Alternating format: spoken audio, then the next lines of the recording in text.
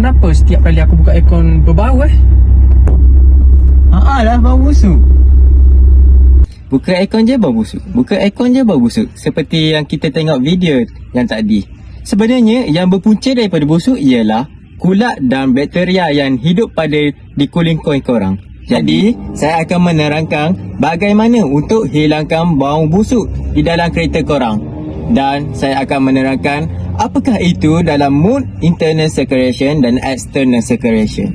Jadi, yang pertama, cara untuk menghilangkan bau busuk dalam sistem hatchback kereta korang ialah: pertama, pastikan panel button untuk kipas dalam keadaan maksimum dan panel button untuk suhu temperature dalam keadaan low dan mode korang dalam keadaan off, serta untuk panel button mode mestilah dalam keadaan internal circulation on dan tingkap korang kanan dan kiri pastikan rapat dan menunggu selama 5 hingga atau 10 minit. Jadi, apakah alasan tips yang saya ajar tadi? Untuk mengerikan evaporator dengan menggunakan aliran udara yang kering dalam kereta korang supaya dapat menghalang perbiakan bakteria dan kulat. Langkah kedua ialah, selepas menunggu 10 minit tadi, pastikan panel button kipas korang dalam stay maksimum dan suhu temperature korang dalam keadaan maksimum juga, dan aircon mestilah dalam keadaan on dan mode internal circulation dalam keadaan off.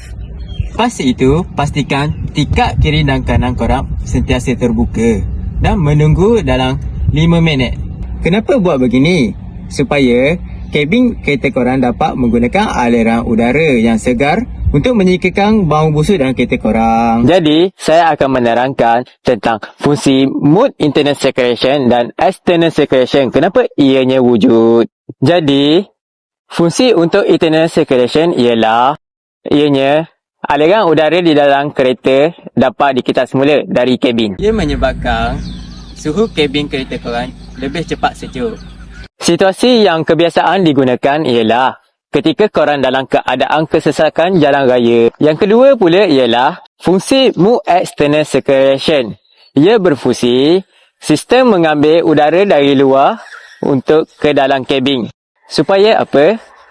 Korang dapat menghilangkan mengantuk ketika drive untuk balik kampung halaman. Jadi, setakat ini je lah untuk video kali ini.